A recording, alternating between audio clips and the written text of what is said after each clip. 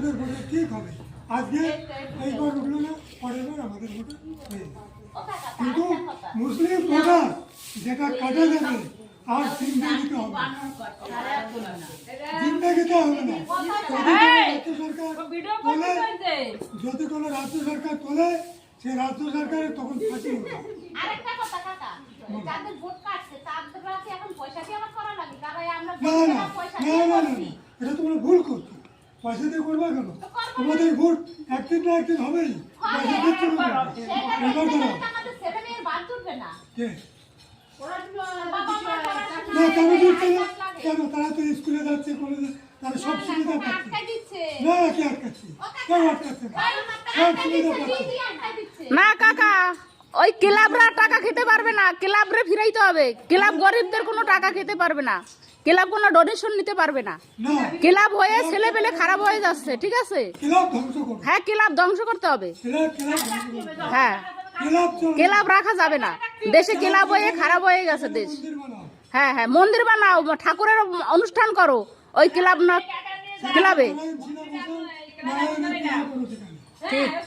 ঠিক একদম। হ্যাঁ, আমরা ওই ক্লাবে আমরা অনুষ্ঠান করব, আমরা ধর্মীয় কথা বলবো, ধর্মীয় আলোচনা করব।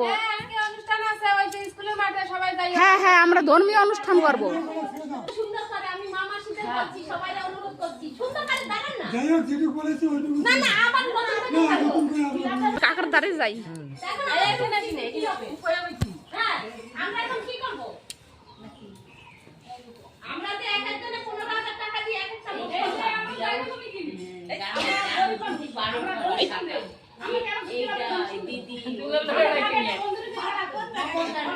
এখন কি কাকারে ধরে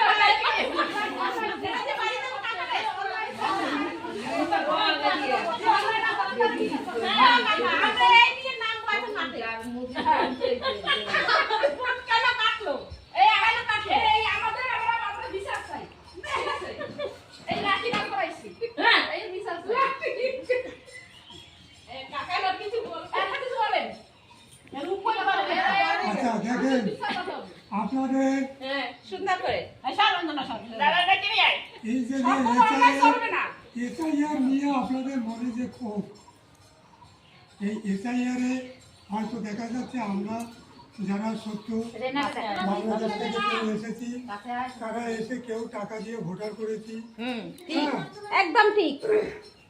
কেউ হয়তো মানে বেআইনের আশ্রয়ে আমরা গিয়েছি, হ্যাঁ এটা আমাদের ভুল। কিন্তু আমাদের সরকার আমাদেরকে কোনোদিন একথা বলেনি যে বাংলাদেশ থেকে বা আফগানিস্তান